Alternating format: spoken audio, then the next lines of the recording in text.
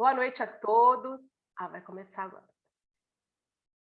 Boa noite a todos, sejam bem-vindos ao nosso evento da Comissão de Direito Securitário, hoje realizado em conjunto com a Comissão de Privacidades e Dados Pessoais, presidida pela doutora Valéria Riani, e hoje estamos aqui com a ilustríssima doutora presidente da OAB de Campinas, a doutora Luciana Freitas, que dá essa oportunidade da gente falar sobre o seguro e divulgar a importância que ele tem para o desenvolvimento econômico do nosso país.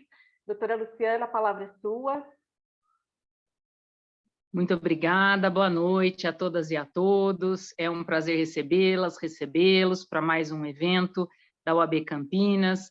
Em especial, falávamos aqui um pouquinho antes de iniciarmos os trabalhos, o quão importante, gratificante é para a gente da diretoria a possibilidade de reunir mais de uma comissão temática quando temos assuntos que são afetos, né, a mais de uma comissão. Então, eu agradeço imensamente em nome da diretoria, a doutora Graziela Velasco, a doutora Valéria Reani, ao doutor Orestes Baquete, que está aqui, nessa reunião das comissões temáticas, da Comissão de Direito Securitário, da Comissão Especial de Privacidade e Proteção de Dados, dizer para vocês que, como digo em vários eventos, que sem as comissões temáticas nós não conseguiríamos realizar tantas coisas, ter tantas ideias, né? Colocá-las em prática, como a gente consegue, tendo o apoio e o trabalho, né? A doação de vocês das comissões temáticas. Então, eu gostaria de agradecer imensamente todo o trabalho que é desenvolvido,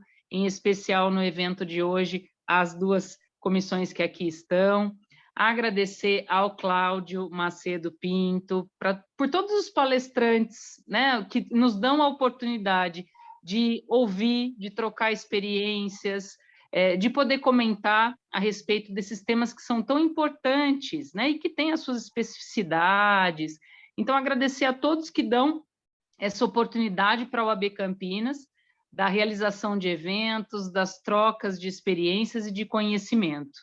E agradecer também as nossas colaboradoras. Hoje, salvo engano, quem abriu a sala foi a Bruna, da Comissão Cultural de São Paulo, a Andressa, que nos acompanha, a Miriam, a Carolina.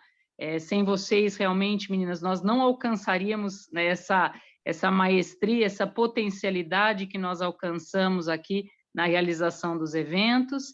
E dizer a vocês que também, através do nosso canal do YouTube, temos a oportunidade de fazer as gravações e depois armazenarmos no canal do YouTube para, se eventualmente alguém quiser tirar uma dúvida, rever algum tema, alguma parte do evento, ele está ali armazenado no nosso canal. Então, muito obrigada a todas e a todos, um excelente evento. Eu vou devolver a palavra à doutora Graziela. Obrigada, doutora Luciana. Também agradecer a todos da diretoria da OAB por essa oportunidade. Hoje o painel será sobre a importância do seguro cibernético e a Lei Geral de Proteção de Dados. Quero agradecer imensamente ao nosso palestrante, o Cláudio Macedo, por aceitar o nosso convite. Doutora Valéria, antes de ler o currículo do nosso palestrante, gostaria de ter a palavra. Doutora Graziela, agradecer muito o seu convite de fazermos essa, me permita falar, dobradinha, que foi bem feita, né? Em falar dois assuntos tão importantes, né? E agradecer também às meninas por proporcionar esse evento para que a gente possa falar aqui. Muito obrigada. Eu que agradeço, doutora. E agora passo a ler a síntese do currículo do nosso palestrante. Cláudio Macedo Pinto atua no mercado de seguros desde 1987, com passagens em grandes corretoras e seguradoras no Brasil e no exterior. É formado em administração de empresas pela Faculdade Oswaldo Cruz, pós-graduado em comércio exterior pela FAAP, tem MBA em gestão de empresas pela FGV de Lisboa, além de diversos cursos na área de seguros e resseguros.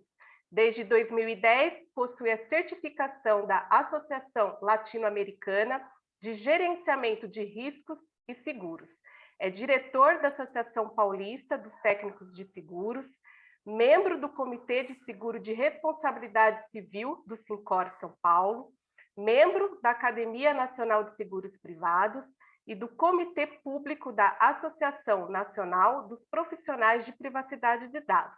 É palestrante e professor de seguro cibernético. Cláudio, a palavra está com você. Bom, boa noite a todos. Muito obrigado pelo convite. É uma honra estar aqui com vocês. Nos últimos 5 anos, eu tenho feito muitas palestras. Eu tenho até aqui anotado eventos, palestras que eu participei, já chegaram em quase 50 palestras, eventos e palestras, né?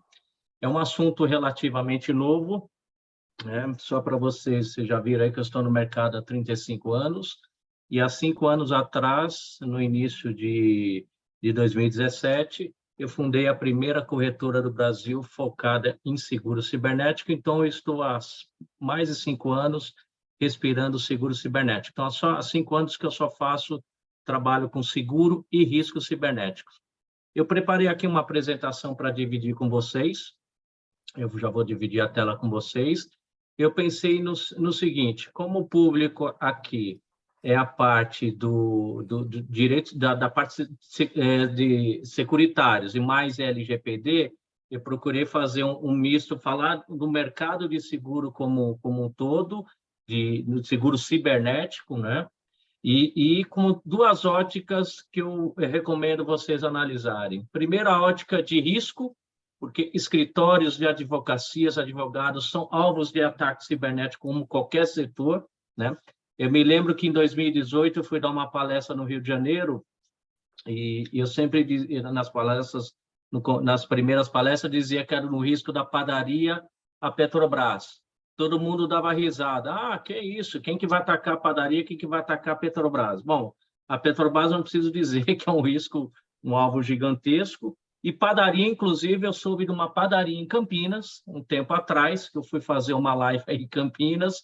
A pessoa que estava gravando falou: poxa, a padaria lá no meu bairro sofreu um ataque cibernético, ele não tinha o backup e ele teve que colocar lá os preços, recuperar os preços de backup de 2 anos atrás, ou seja, ele estava vendendo um pãozinho com preço, os produtos com preço de 2 anos atrás. Então, da padaria Petrobras não é brincadeira, não, realmente uma realidade. Deixa eu dividir minha tela aqui com vocês. Vocês, por favor, fiquem à vontade para me interromper. Eu vou passando aqui a minha tela, a parte já foi dita.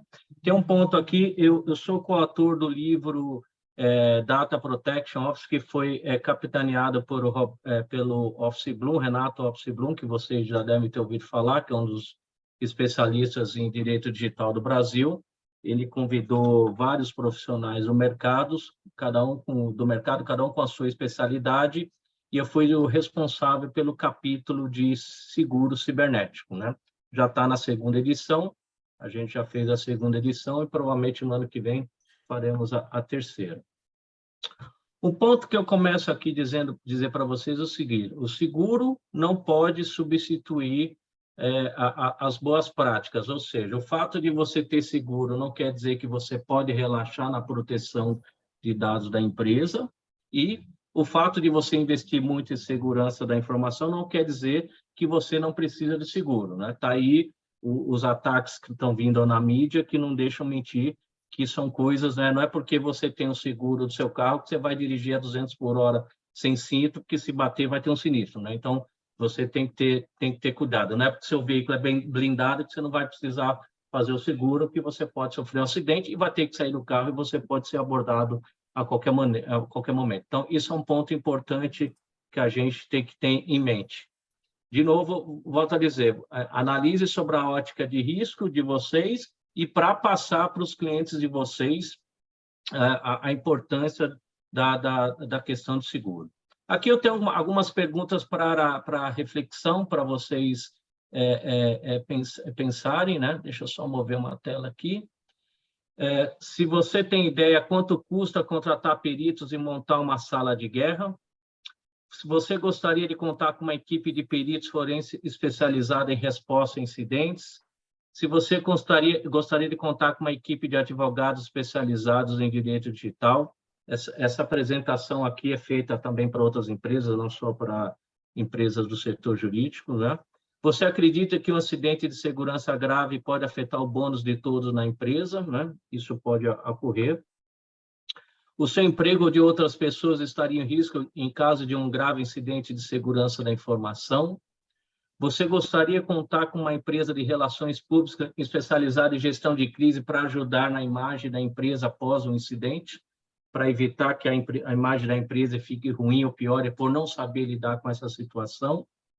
Você acredita que a sua empresa ficará anos sem nunca sofrer um grave incidente cibernético?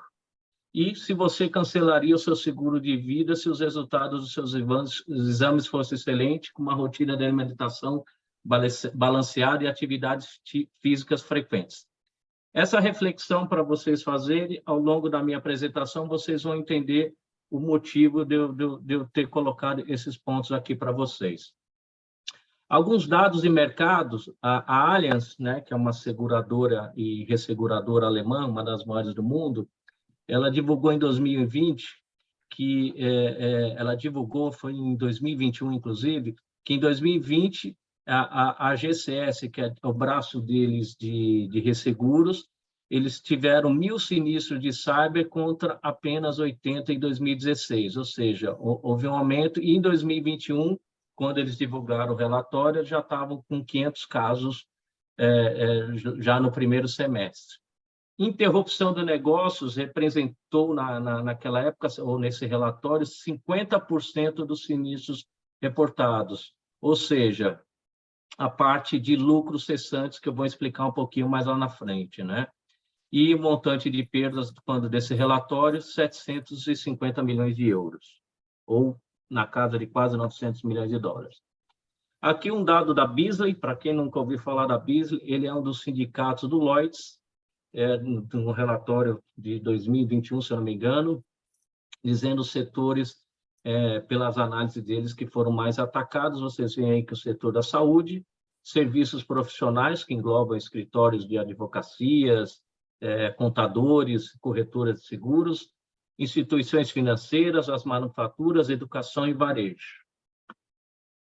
Aqui, num outro quadro de um outro evento, a fonte está ali, vocês veem também alguns pontos de alguns setores que são mais atacados. Por que eu coloquei esses dados? Antigamente, no começo da nossa empreitada em risco cibernético, perguntava qual o setor mais atacado. Você pode até ter os setores mais atacados, mas o importante é saber que não tem setor não atacado. Todo mundo é alvo. Aqui eu vou passar rapidamente. A gente fez um estudo, ele é um estudo vivo, inclusive.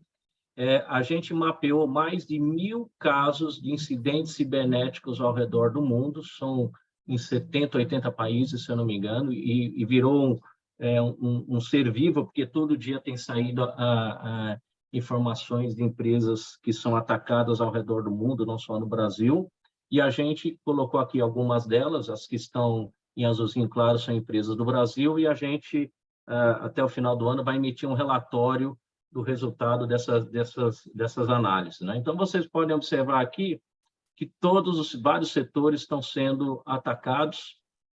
Então, você tem governo, hotelaria, redes sociais, a parte de refeição, transporte e logística, enfim, não tem setor que não é. A advocacia tem alguns casos ali, da Goldwyn, do Gruberman, que são americanos, assim como Sachs Kaplan, também americano.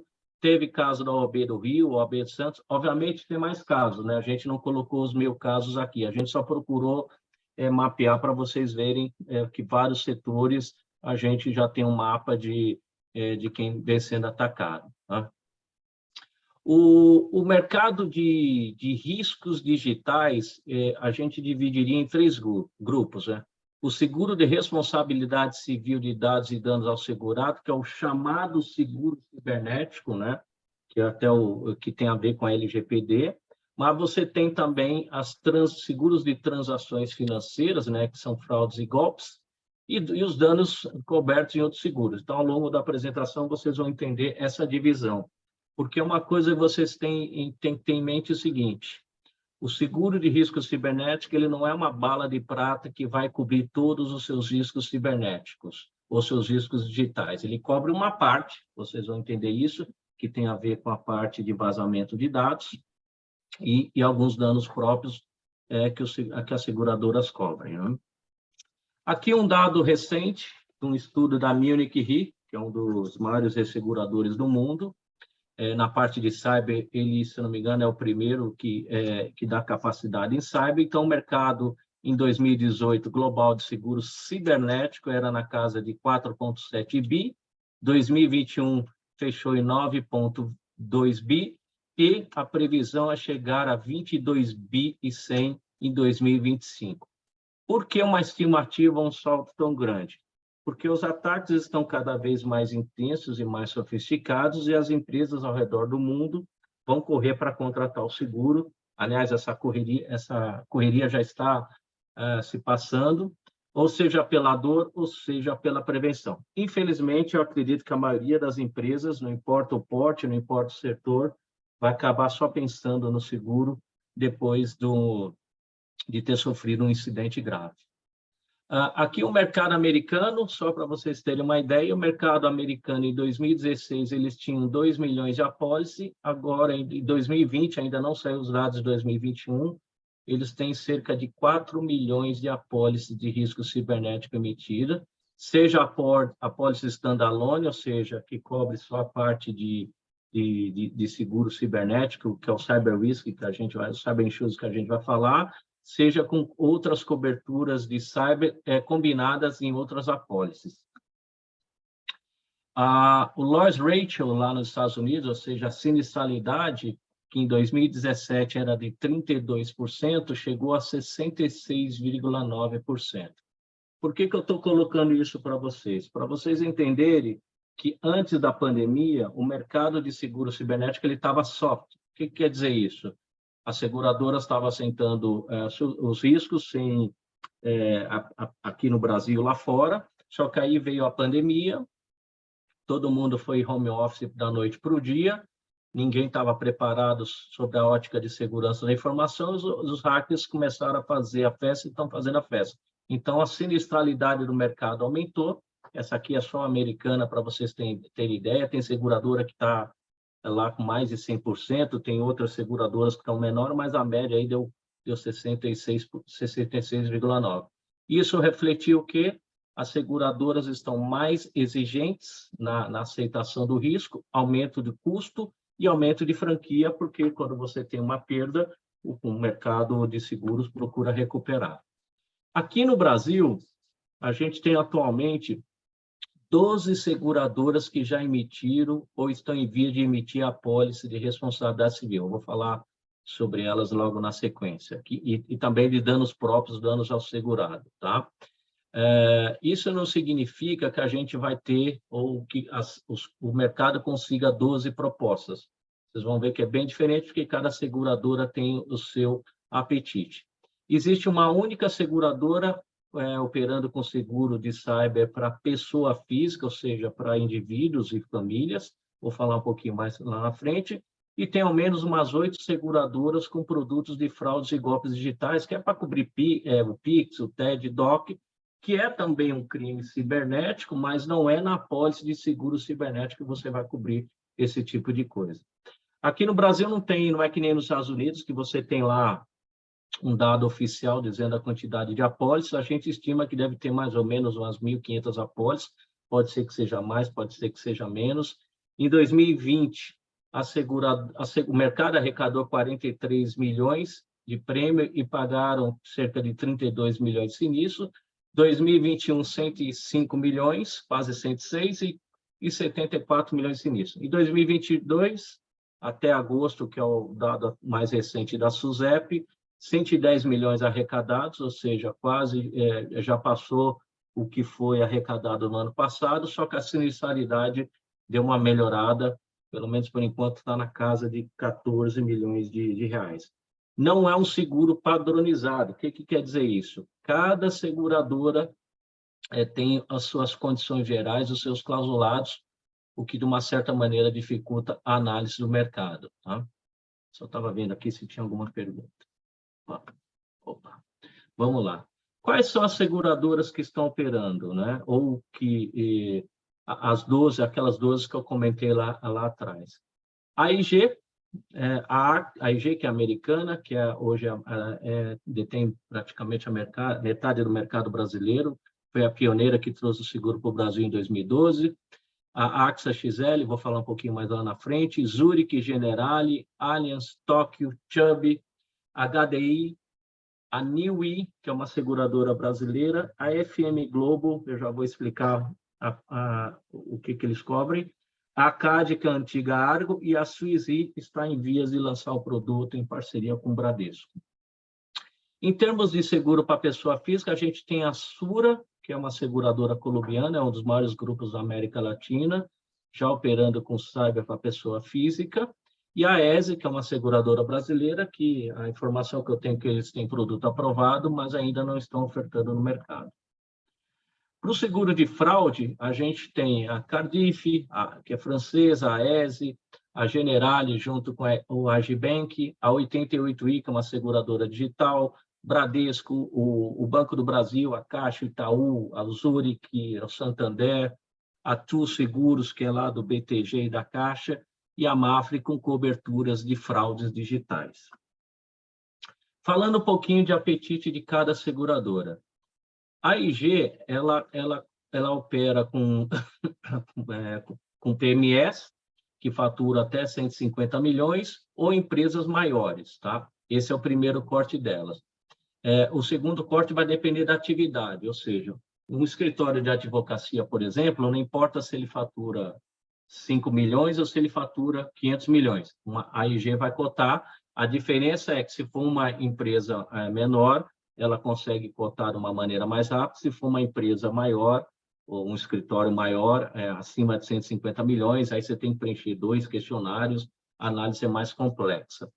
A AXA, ela suspendeu a cobertura do produto no mercado no dia 1º de abril deste ano e deve voltar no ano que vem. Até então, eles tinham foco em empresas de tecnologia, instituições financeiras, e escritórios de advocacia era o apetite deles. Não sei dizer para vocês se no ano que vem vai ser o mesmo. A Zurich, o mesmo perfil da IG. A Generali, deixa eu anotar aqui que a Generali faltou um E ali, depois eu corrijo. Depois eu vou disponibilizar essa apresentação para vocês, se vocês quiserem, tá? Para quem quiser. A Generali, ela só opera com empresas acima de 100 milhões e olhe lá, é raro, inclusive, ter proposta deles, que eles vão consultar o ressegurador deles.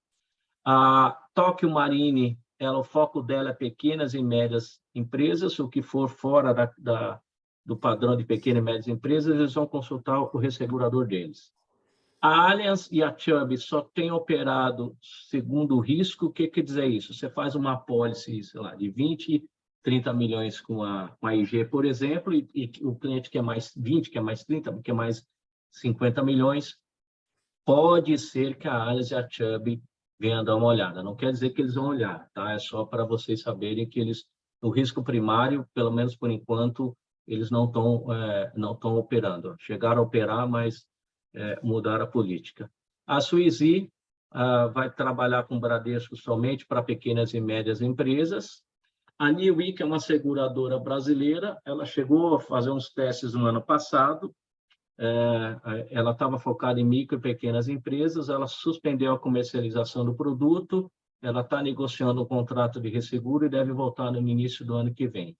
A HDI só emitiu uma única apólice no Brasil por conta de um programa global de uma empresa alemã, portanto, eles não estão ativos no mercado. Ou seja, a gente só tem, na prática, 3 seguradoras ativas no mercado: a IG, a Zurich e a Tóquio. As demais seguradoras ou estão fora do mercado ou são em casos muito específicos, né? Ô, Cláudio, Oi, pode falar. Pode falar. Tem muitas seguradoras, né, que as pessoas não conhecem o nome da seguradora e às vezes ficam preocupados. Todas estão lá no site da SUSEP, pode verificar se elas estão legalizadas e atuantes no país.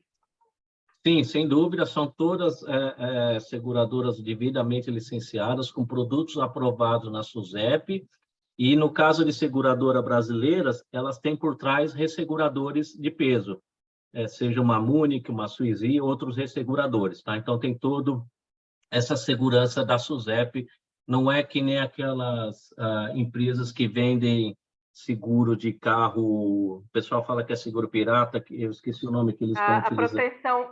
proteção veicular. Proteção veicular. Associação e cooperativa. Isso aí, associação cooperativa é outra coisa. Aqui não, a gente está falando de seguradoras devidamente registradas na SUSEP e com resseguradores por trás, ou seja, tem ali uma auditoria feita o tempo todo em cima desse pessoal, tá? Pode falar, pode falar. Você Claro. comentou, Cláudio, a respeito de Bradesco, Banco do Brasil, Caixa Econômica e Itaú. Por que esses não estariam dentro daqueles 3 que você falou que seguramente estariam atuando? Porque eles ainda não criaram o produto, né? A gente até sabe, estamos até trabalhando com eles, alguns deles, para ajudar na criação do produto, mas eu diria que o seguro de cyber está no radar desse pessoal, mas ainda não entraram. Eles entraram primeiro com a cobertura de PIX, de TED, esse tipo de coisa, mas a parte que cabe ao seguro cyber, que tem a ver com responsabilidade civil de dados, nenhum desses gigantes entraram. O que está mais na frente é o Bradesco, a Itaú eu não sei de nenhum movimento deles nesse sentido, e os outros que eu saiba estão começando a cogitar oferecer o seguro cyber também, tá? Bom, vou seguir aqui, qualquer coisa só me interromper. Nada. Com relação à cobertura de fraudes, cada seguradora, seja a Caixa, seja o BBB, seja o Santander, cada um tem as suas características, tá? Então, só para citar exemplos de coberturas que existem nessas apólices. A parte de transferências, normalmente é sobre coação, né? Você ser forçado ali. Compras protegidas, aqui a questão da ameaça que eu comentei agora, transações digitais sob sequestro, compra sob coação, fraude praticada por terceiros que abrem uma conta no seu nome, que eu tenho uma seguradora que cobre isso, uso indevido de cartão de crédito, transações sob coação feitas no cartão de crédito, transferências bancárias, pagamento de boletos falsos, recargos de crédito em telefonia, enfim, cada seguradora tem a sua particularidade. Por que eu estou colocando isso daqui? Porque vocês precisam entender que o seguro de cyber é uma coisa. Essas transações não cobrem no seguro de cyber e nem o seguro de cyber vai cobrir esse tipo de transação. Então, as pessoas, seja na física ou jurídicas, vão ter que ter mais de um seguro para proteger de todos os seus riscos digitais, né? Agora, entrando no seguro cibernético, né, que vamos dizer, o tema aqui desse nosso bate-papo. Ele tem... bom, o primeiro ponto é que nenhuma seguradora oferta todas as coberturas disponíveis no mercado, que vocês vão ver nos próximos slides. O seguro cyber, ele tem basicamente 3 pilares. O da responsabilidade civil, ou seja, dados em poder do segurado, que venham a ser vazados, seja por um ataque de hacker, seja por uma falha interna, um funcionário interno, danos ao próprio segurado e a gestão de resposta a incidente. Eu vou falar sobre cada um deles. Então, a primeira cobertura relacionada à responsabilidade de dados. Houve vazamento de dados corporativos e dados pessoais, e essas vítimas entram com ação contra a empresa por se sentirem prejudicadas por aquele vazamento. O seguro vai cobrir as eventuais indenizações que a empresa, o segurado, for condenado, ou pode fazer um acordo extrajudicial com o aval da seguradora.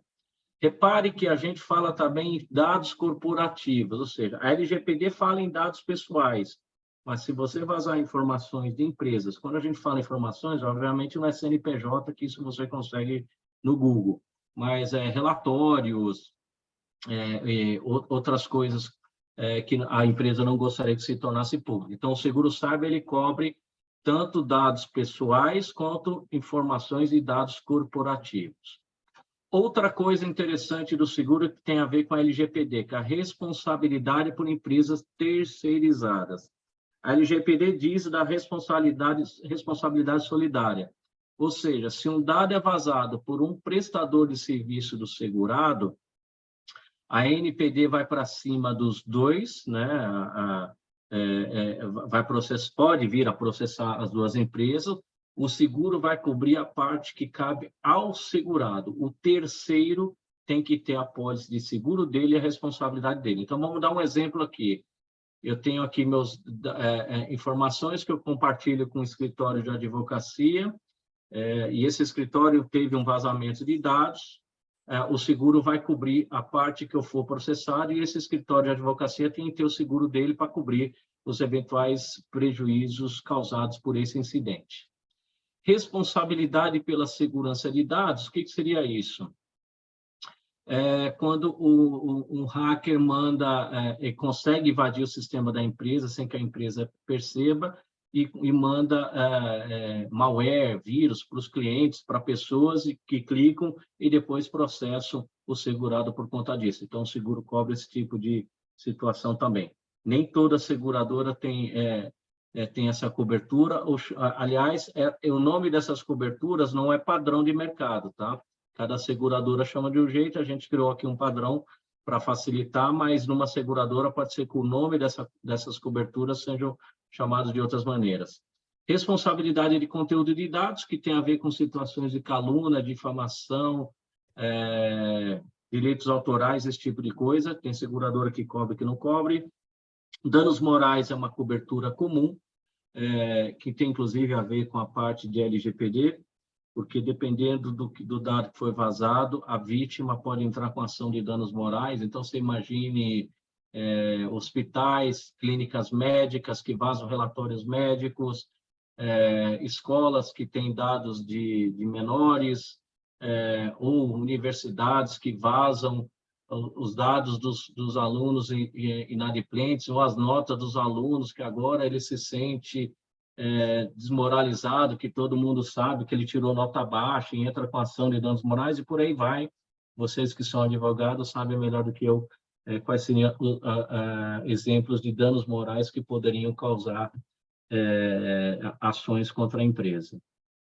Notificações dos titulares de dados, que é outro ponto que tem a ver com a LGPD, né, que são as despesas para você notificar os clientes do eventual vazamento.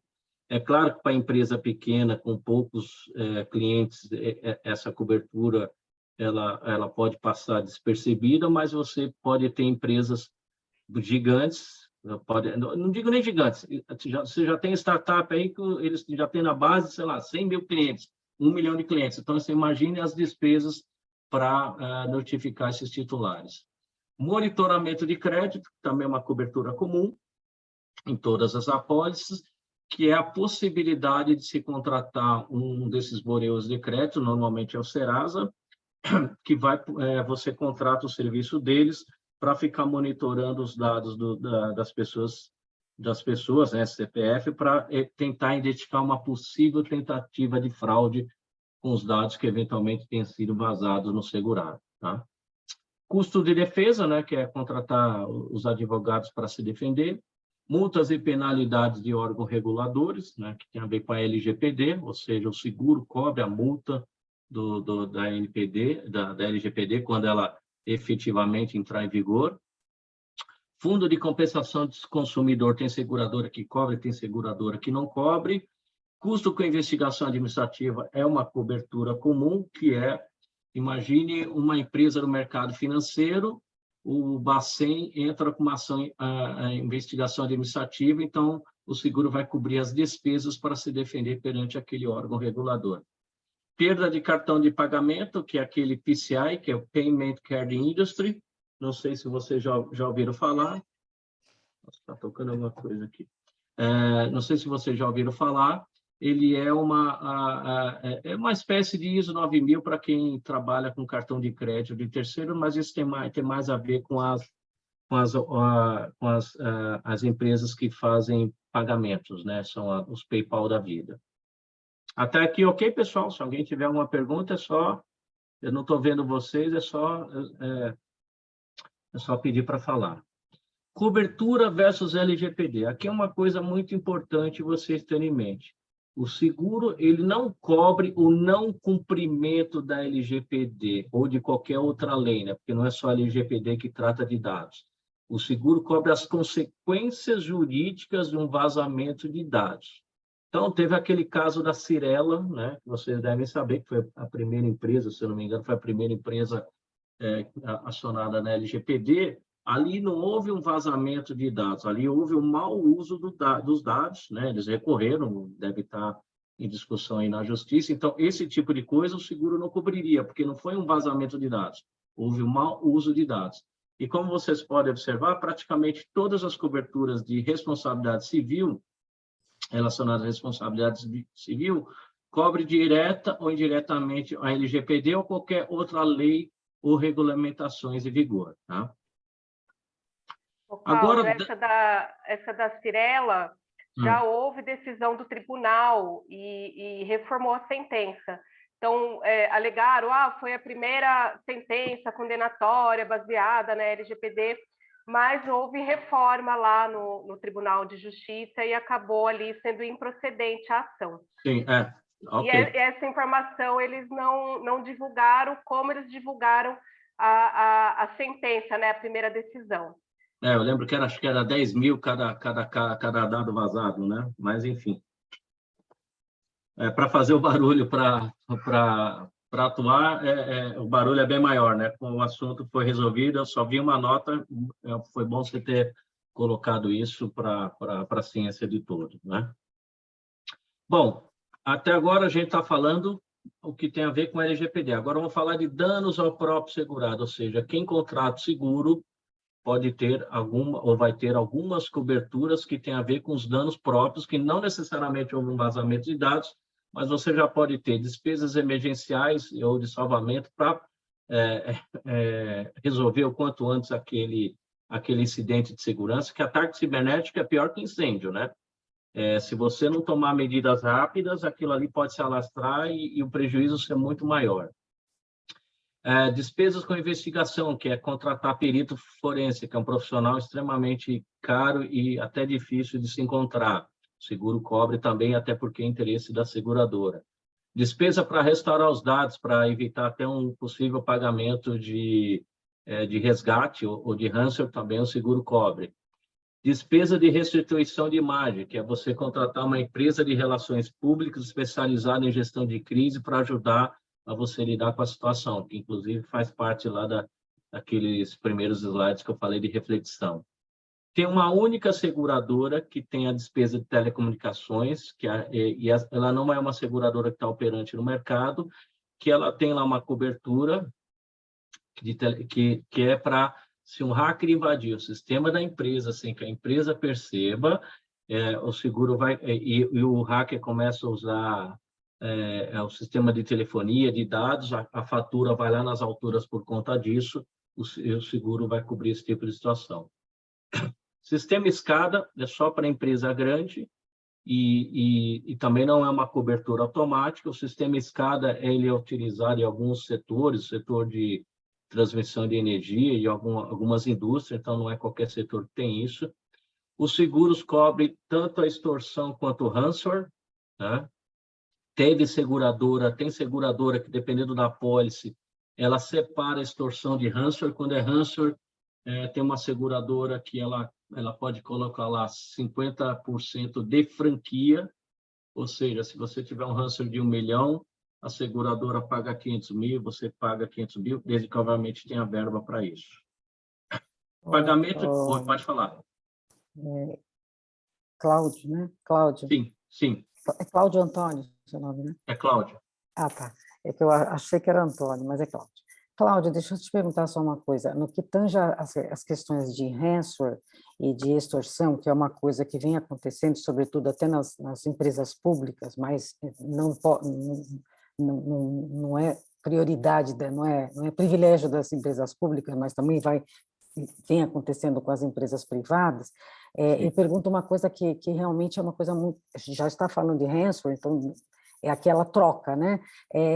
Se você conhece algum seguro que ele cobre, por exemplo, a restauração, a recriação daquele banco de dados que possa vir a ser danificado. O seguro cobre isso, está ali, a cobertura de restauração de dados é para esse tipo de coisa. Ah, tá. Que seria o CyberEdge, né? Não, CyberEdge é o nome do produto, é o nome comercial do produto da AIG, mas as outras seguradoras também têm essa cobertura. Ah, tá. Com nomes diferentes, tá? Tá bom. Tá? Então, já teve caso, por exemplo, teve um caso da Zurich nos Estados Unidos, que eles pagaram as despesas para ir lá no arquivo, né, no arquivo físico, né, para redigitar tudo para poder recuperar os dados, tá? Então, algo comum. Eu fiz esse comentário porque a gente, no escritório, como lida muito com as questões relacionadas à LGPD, nós orientamos sempre que as empresas não paguem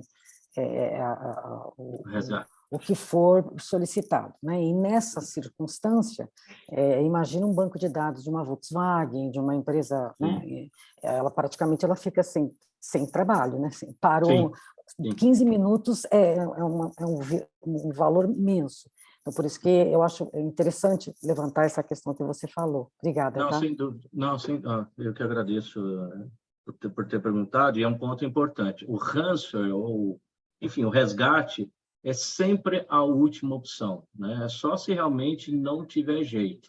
Inclusive, você precisa fazer as contas, né?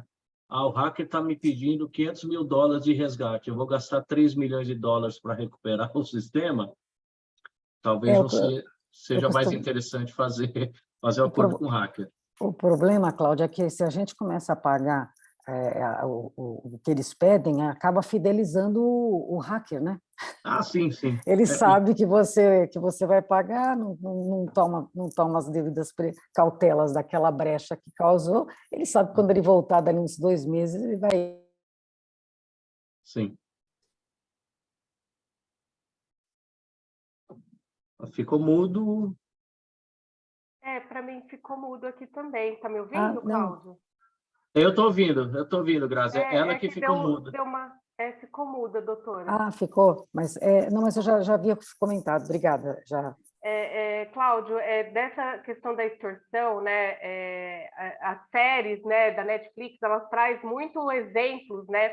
Naquele Grey Anatomy veio uma questão dessa da extorsão no hospital. Então, a gente tem, assim, às vezes, uma dimensão de como que sequestrar os dados de um hospital e não deixar com que exames apareçam ou que cirurgias sejam realizadas. Então, a preocupação que traz esse tipo de extorsão, e até a preocupação, será que paga, será que não paga? Espera, às vezes, o responsável da administração, a polícia, apurar os fatos, verificar como que ocorre. Então, acho que essa questão da extorsão, ela é muito séria, né? E todas as seguradoras, elas têm essa cobertura ou elas estão limitando essa cobertura de extorsão? Então, todas as seguradoras cobrem extorsão e a parte de ransomware, algumas seguradoras têm algumas regras diferentes, tá? Seja aqui no Brasil ou lá fora, tá? Eu não sei se o pessoal sabe a diferença de ransomware e extorsão, mas eu vou dizer aqui e de repente alguém não saiba. A extorsão, que a mercado de seguros chama de extorsão, é o seguinte. Eu vou dar um exemplo que ocorreu. O Banco Inter, lá atrás, 2017, se eu não me engano, o hacker entrou no sistema deles e falou, olha, eu consegui invadir as contas. Se você não me der tanto, eu vou publicar. Aí o banco provavelmente pediu provas, ele provou, só que o banco acabou não pagando o resgate e ele acabou divulgando algumas informações. Então, isso é uma extorsão, ou seja, eu roubei o seu dado, estou ameaçando. Se você não me pagar, eu vou publicar. O ransomware é diferente. O ransomware é invadir o sistema do banco, o banco não consegue operar e eu peço um resgate para liberar o sistema de volta. Aí eu queria colocar 2 coisas para vocês. As seguradoras, não as seguradoras em si, mas os seus prestadores de serviços, são empresas globais, eles têm a lista dos hackers que são, vamos dizer assim, éticos, né? Se é que podemos dizer assim, que são aqueles caras que honram, do tipo, paguei o resgate, ele devolve, porque tem muita situação, principalmente para pequenas e médias empresas, você paga lá o resgate e o hacker simplesmente não te devolve o sistema, seja por desonesto, até falta de controle, já que eles acabam atacando um monte de empresa. E outro ponto importante, inclusive uma vez eu dei uma entrevista no Valor Econômico, e teve outras pessoas no mercado de seguros falando sobre a questão de pagar ou não o ransomware, né? E teve esse ponto de, mas se você pagar, você vai alimentar isso. Inclusive, existe uma discussão nos Estados Unidos de proibir, por lei, o pagamento de ransomware, né? E eu até entendo, mas a gente precisa se colocar do lado da vítima. Dependendo da vítima, como é que a gente vai fazer? Então, imagine uma empresa de telefonia ou uma empresa de eletricidade, ela sofre um ataque de ransomware e você fala, não, eu tenho regra que não vou pagar. Campinas fica inteiro sem luz, porque a CPFL, eu vou bater na madeira para não gorar o pessoal da CPFL, vocês ficam sem luz, não digo um dia, mas algumas horas. Então, se a gente se colocar na cabeça, no lugar do CEO de uma empresa, ele vai fazer a seguinte conta. Bom, peraí. Inclusive, eu já soube de empresa no mercado, não é oficial, que teria pago 90 milhões de resgate para não parar uma operação, porque se ele parasse, ele ia operar vários estados. O que ele deve ter feito? Bom, estão me cobrando 90 milhões de reais, ele deve ter chamado o pessoal da TI, da Segurança e Informação, e aí? Os caras realmente bloquearam o sistema? Bloquearam. Quanto tempo a gente leva para recuperar? Pode levar dias. Deve ter chamado o financeiro. Quanto que nós vamos perder com isso? Nós vamos perder bilhões porque é faturamento, é multa, etc. Jurídico. Deve ter... E agora, o que eu faço? Se eu pagar é ilegal? Não, não é ilegal, não tem lei para isso. Então, provavelmente foi o raciocínio. Vamos pagar, que é melhor correr o risco de jogar 90 milhões fora do que perder alguns bilhões. A JBS, por exemplo, pagou 11 milhões de dólares, declaradamente, isso sai na imprensa, para liberar o sistema, para não travar. E 11 milhões de dólares por uma empresa que fatura, se não me engano, na casa de 100 bi, realmente é pouco. Então, essa questão de ransomware, realmente, ela sempre gera essa discussão. Óbvio que o ideal é não pagar, é sempre evitar para não criar uma indústria, mas também você precisa, até o exemplo foi dito aqui do hospital, e aí? Eu já soube hospital aqui em São Paulo, que faltou pouco para paciente morrer, virar óbito, porque o hack realmente poderia travar o sistema do hospital. Isso lá atrás, quando os hospitais ainda não estavam tão protegidos. Mas, enfim, o ransomware é um assunto que a gente poderia ficar uma hora aqui discutindo. Eu vou seguir aqui para a gente não ficar até meia-noite aqui falando sobre esse tema. Obviamente, se quiserem voltar, a gente pode retomar o assunto. Seguindo aqui, pagamento de recompensa. Tem uma única seguradora operante que ela oferece essa cobertura só para a empresa grande, não para a empresa PME. Eu tenho até cliente que tem essa cobertura, que é o seguinte: você sofre um incidente cibernético e você faz uma campanha. Olha, quem denunciar, quem atacou a nossa empresa vai receber uma recompensa, sei lá, de 500 mil reais. Aí vai lá o Joãozinho, denuncia o Pedrinho é preso por comprovado que foi realmente ele que atuou a empresa, e você paga lá, a seguradora vai pagar aqueles 500 mil reais lá para o Joãozinho. É uma cobertura interessante, mas precisa tomar cuidado que se você usar essa cobertura, você vai estar consumindo verba da apólice, tá? Custo de melhoria de software e de hardware. Tem seguradora que tem um, tem seguradora que tem outro, que você sofre um incidente cibernético, dependendo da apólice da seguradora, você tem, eles indenizam para você melhorar o seu hardware, o seu software, evitar que você sofra um novo evento.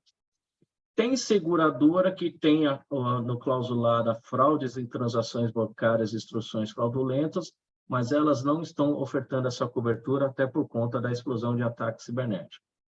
Tem seguradora que cobre terrorismo cibernético, outras não, então, dependendo do setor, precisa tomar cuidado com esse tipo de coisa. Nova subsidiária, cada seguradora tem a sua regra, se o segurado compra uma nova empresa ou abre um novo CNPJ, então tem que analisar isso. E aí tem as coberturas de lucros cessantes. Lucros cessantes, toda seguradora cobre, que é você ficou parado por conta do incidente cibernético, o seguro vai cobrir o lucro líquido que você deixou de oferir naquele período. Esses outros lucros cessantes aqui, falha de sistema, só uma seguradora oferece e é só para empresa grande. Ou seja, não foi um ataque cibernético, foi uma falha de sistema. Lucros cessantes interdependentes. Tem 2 seguradoras que cobrem só para empresa grande, só sobre solicitação e pode ou não aceitar, que é o ataque cibernético que deu num prestador de serviço e você parou a sua operação também por conta desse incidente. Então, imagina um provedor, um prestador de serviço, você para a sua operação porque o ataque cibernético se deu nesse outro prestador de serviço. Danos à reputação, que é você perder clientes por conta de um ataque cibernético, e tem uma única seguradora que cobre lucros cessantes devido a uma determinação judicial, administrativa e regulatória. Mas essa seguradora é uma daquelas que só oferecem segundo risco, e olhe lá. Aqui eu queria fazer um parênteses sobre o lucro tradicional, ou seja, e o lucro cessantes de cyber. O lucro cessante tradicional, ou seja, pegou fogo numa fábrica, o período de mediação de restauração é totalmente diferente. Uma fábrica, eu já tive clientes que pegou fogo numa cabine de pintura, ficou 10 meses aquela cabine até colocar uma nova. No cyber, não. O cyber, normalmente, você fica parado, talvez uma semana, 2 semanas, 30 dias, mas não dá para imaginar uma empresa, por conta de um ataque cibernético, ficar parado meses, que se isso ocorrer praticamente, você quebrou a empresa, né? Dependendo, inclusive, da atividade. O pessoal envolvido também são de níveis diferentes, né? A questão da restrição geográfica, né? O cyber, uma perda cibernética, as restrições geográficas não existem, né? Uma fábrica, você tem lá um determinado local, então, se você pegou fogo, que nem desse meu cliente, ex-cliente, né? Isso já tem 15 anos, ele parou uma planta. Um ataque cibernético pode parar várias plantas. Vou dar um exemplo real, a Honda. Eu lembrei do caso da Honda, que eles sofreram um ataque cibernético no ano passado, retrasado, eles pararam 3 ou 4 plantas por conta disso, né? E a questão do risco reputacional. Ninguém vai ficar com a imagem arranhada se a fábrica pegou fogo. Mas se você sofre um ataque cibernético, dependendo das circunstâncias do ataque cibernético, a imagem da empresa vai ficar muito prejudicada por conta disso. Seguro de fraude corporativa.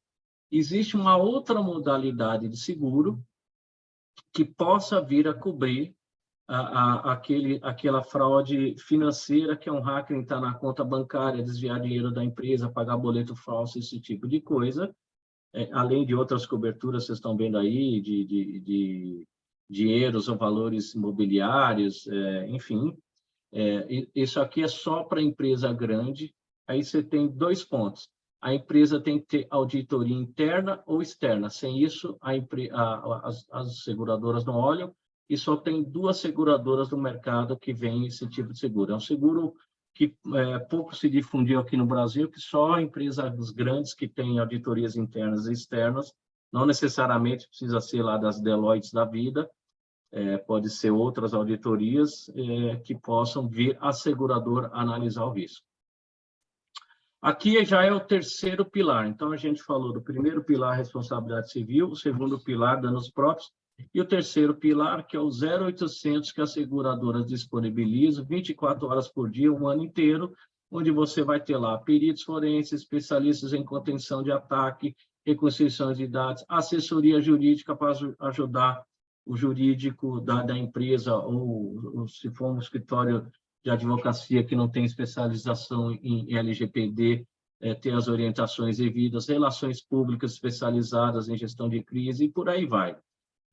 O segurado não é obrigado a utilizar os prestadores de serviço da seguradora. Você pode usar os seus próprios, você pode usar o seu próprio advogado e depois pegar o reembolso da seguradora. Aqui, houve um estudo da IBM que dos principais coberturas utilizadas mais no exterior. Tá? O Brasil até fez parte desse estudo, mas como tem poucas apólices, a gente não considera, mas lá fora, o que é mais utilizado? As consultorias e serviços jurídicos, que basicamente é o 0800, a indenização dos titulares de dados, que muitas das empresas entrevistadas eram europeias, a multa regulatória, muito a ver com GDPR, a questão de recuperação de dados, né, que até foi comentado aqui, sim, o seguro cobre a recuperação de dados, e o pagamento de resgate vem crescendo como uma das principais coberturas utilizadas pelo seguro. Né? Aqui um ponto importante, agora vou falar de exclusões, né, porque o seguro não é só cobertura, tem as exclusões, então a gente vai colocar para vocês algumas exclusões. A FM Global é a única seguradora do Brasil, aliás, ela opera no Brasil, mas quem emite a pólice são outras seguradoras, né? Até então é a Mafra, Sombra e Allianz. Normalmente só empresas gigantes emitem contrato seguro através da FM Global, que ela só trabalha com os grupos Votorantis da vida, tá? O que esse seguro, eles têm lá nas apólices patrimonial, cobertura de danos materiais decorrentes de ataque cibernético, mais lucros cessantes também. Tá? Por que eu estou colocando isso? Porque danos materiais é uma das exclusões comuns das apólices de seguro cibernético. Poderiam estar eventualmente cobertos numa apólice de seguro patrimonial, mas as seguradoras estão excluindo explicitamente danos relacionados a ataque cibernético. Danos corporais estéticos também é uma exclusão comum, que poderiam estar cobertos no seguro de RC Operações. Recall de produtos também é uma exclusão comum nas apólices de cyber, que poderiam estar cobertos nas apólices de RC Produtos. Danos ao meio ambiente ou danos ambientais também é uma exclusão comum, que poderia estar coberto no risco ambiental, obviamente, desde que não tenha exclusão de cyber. Multas contratuais. Aqui um ponto importantíssimo para vocês terem em mente. O seguro cobre... Isso eu ia falar. o seguro cobre, tá? Então, o seguro cobre multa de órgão regulador, multa contratual, não. O que quer dizer isso? Eu tive até um caso no ano passado... Isso é delicado, né? Porque se você faz um aditivo de contrato com uma terceirizada ou com uma prestadora de serviços e ela descumpre por causa de um vazamento de dados que aconteceu com ela, aí a gente está desamparado, né? Só que aqui é o seguinte... Eu vou falar num caso real que eu tive um cliente lá atrás. Ele tinha uma cláusula nos contratos dele, que foi bem antes da LGPD, dizendo o seguinte: olha, se vazar os seus dados, eu te pago uma multa, eu te dou uma multa, te pago uma multa de R$1 milhão. Esse tipo de multa contratual o seguro não cobre, né? E aí ele nem contratou o seguro por conta disso, e aí depois, isso foi no começo do ano passado, aí no final do ano passado ele voltou porque ele reviu os contratos, mesmo porque não faz o menor sentido você pagar uma multa por conta de um vazamento de dados, sem necessariamente ter havido um prejuízo, né? Então, o seguro, ele cobre, vai cobrir a multa de órgão regulador e os prejuízos que a vítima vier a sofrer, e obviamente tem discussão jurídica em cima disso, o juiz, esse tipo de coisa, mas a multa contratual em si, o seguro não cobre, tá? Extorsão pessoal e material. O que quer dizer isso? Eu vou dizer um caso real que ocorreu nos Estados Unidos. Um criminoso entrou na casa de um diretor, um dono de uma empresa, apontou a arma para a cabeça do cara e queria senhas para invadir a empresa e acabou sendo preso, pegou 10 anos de cadeia. Esse tipo de extorsão pessoal e material, o seguro de cyber não cobre. Ele cobre a extorsão de sequestro de dados, esse tipo de coisa.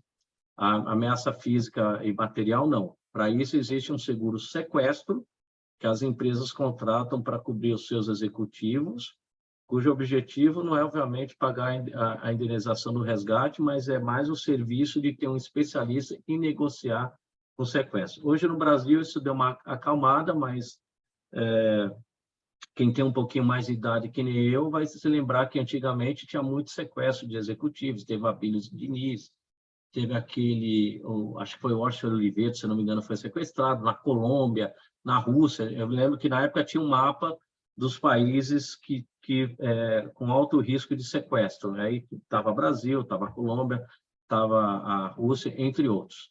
Então, as empresas grandes contratam para cobrir os seus executivos.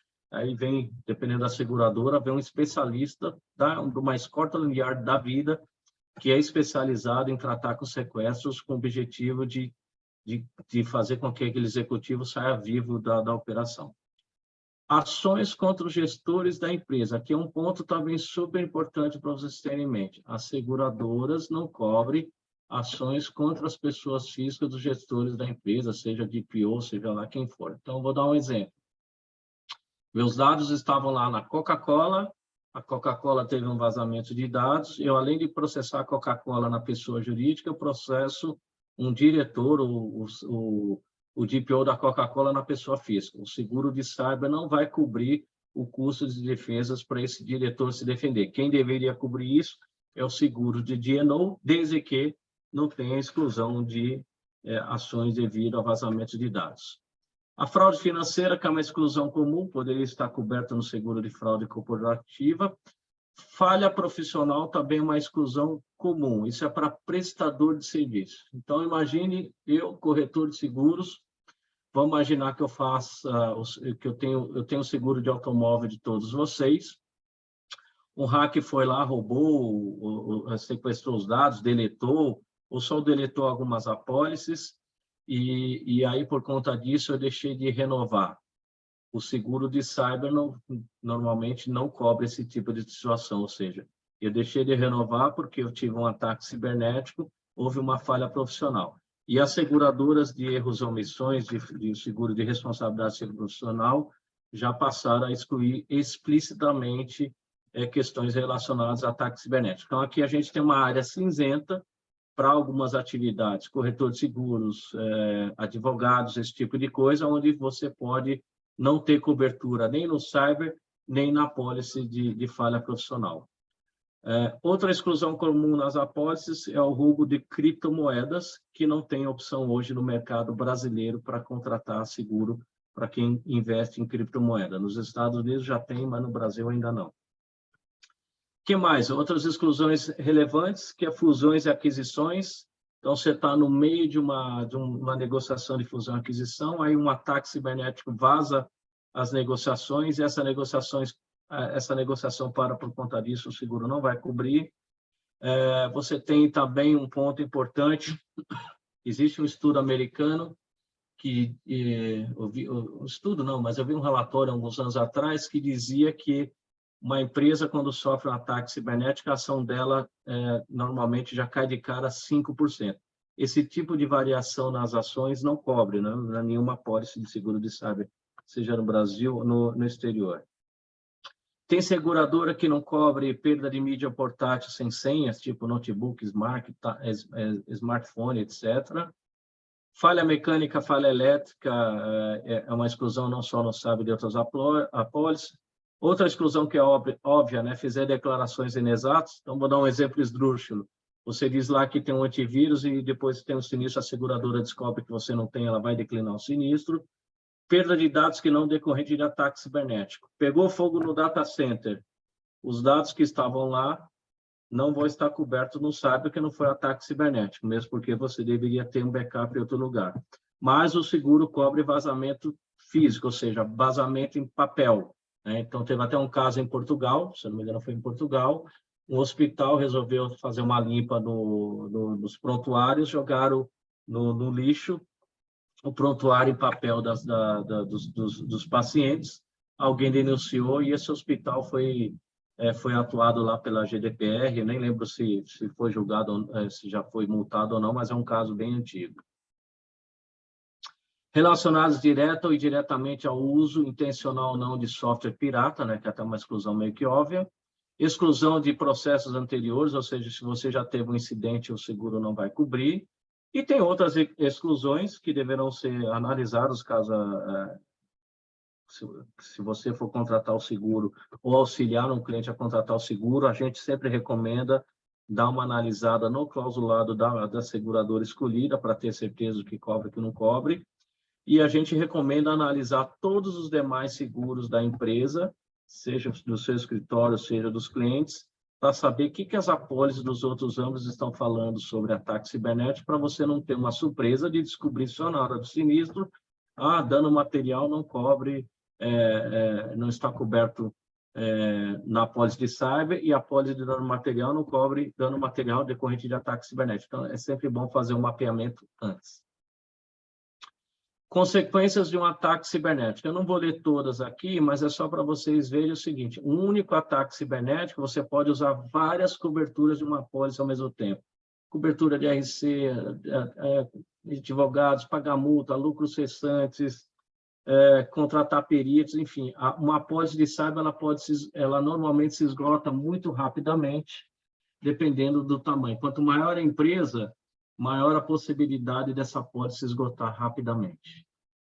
Principais benefícios de você contratar um seguro cibernético. Você tem a diminuição dos impactos financeiros, você tem suporte de resposta a incidente 24 horas por dia, possibilita recuperar mais rápido os dados com apoio de profissionais, apoio de um profissional forense, suporte legal, tem os peritos em extorsões cibernética, né, que sabe como negociar com esses criminosos, especialistas em reconstituição de dados, empresas especializadas em gestão de crise, a parte de lucros cessantes, que eu diria que é talvez um dos principais itens que a gente tem que se preocupar.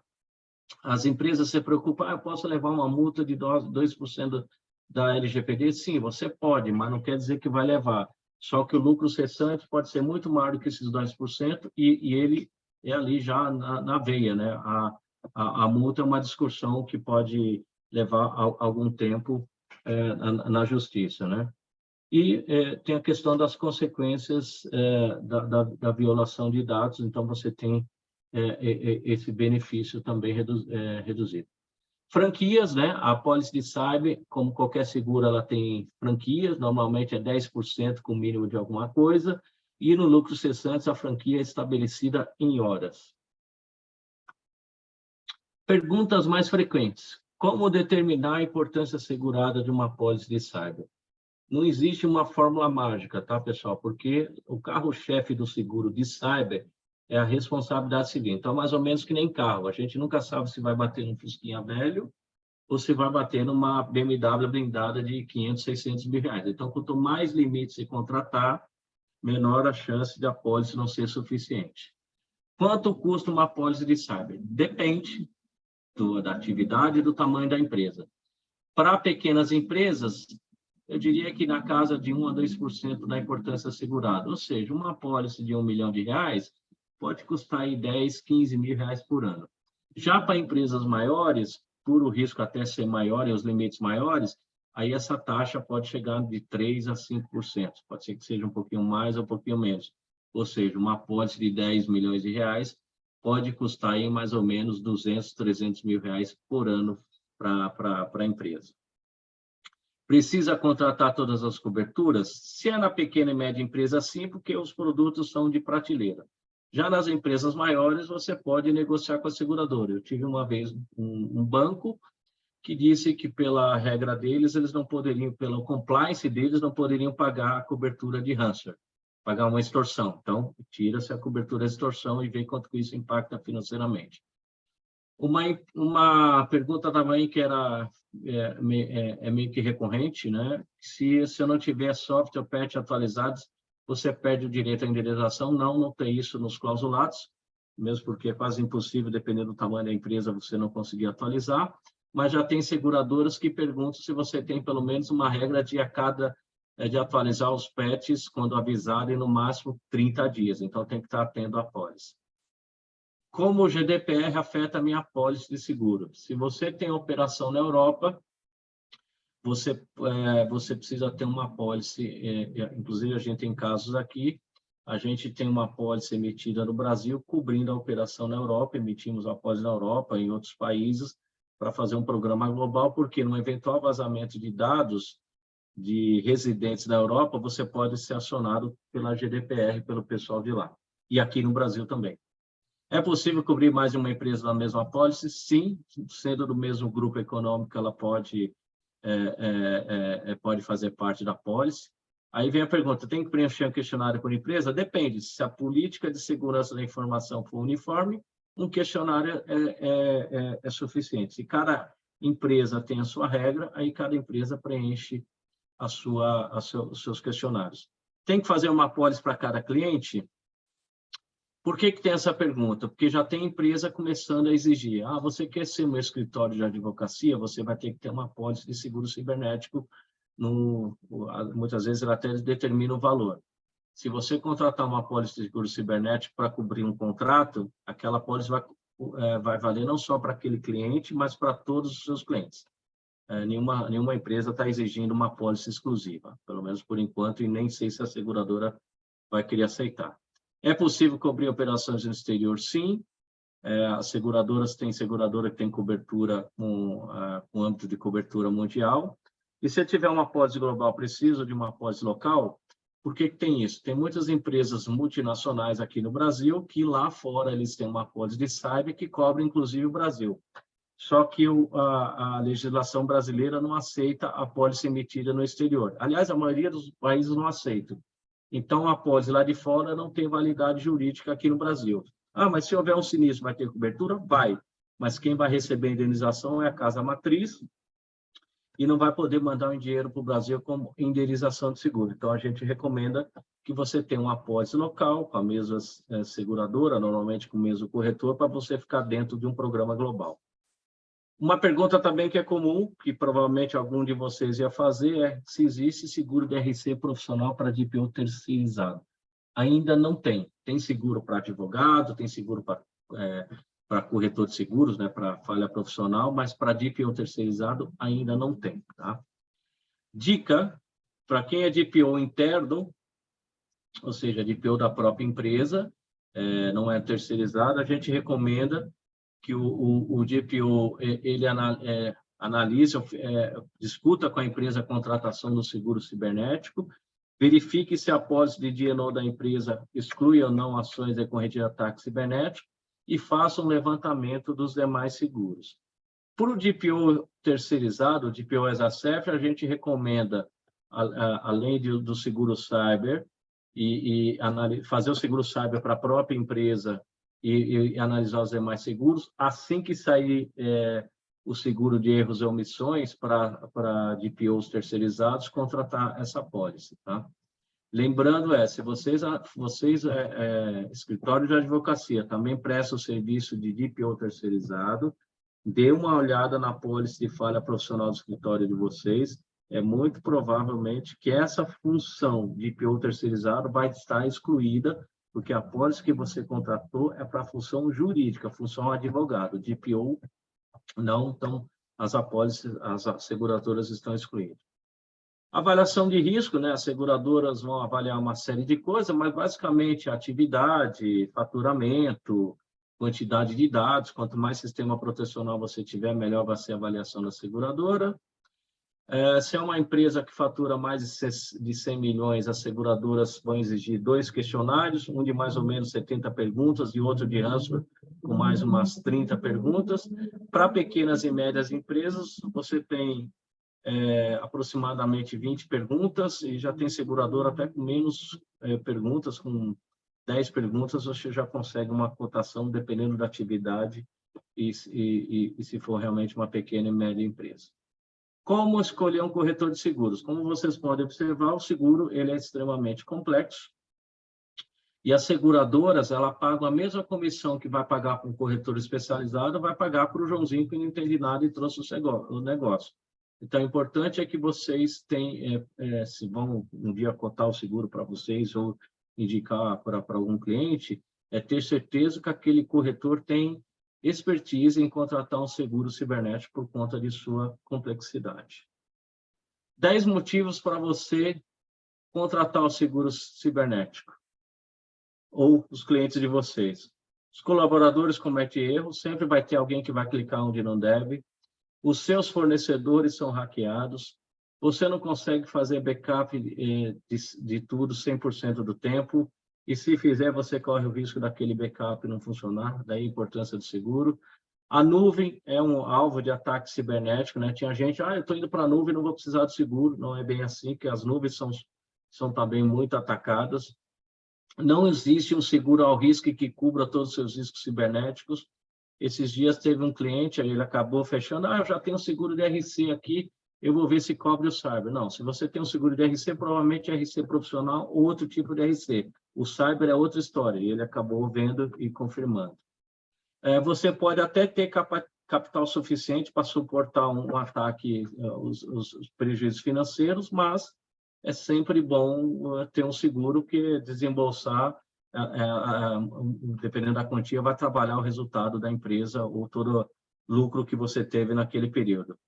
Seus fornecedores de segurança nunca podem dar 100% de garantia, dizer que você nunca vai ser atacado.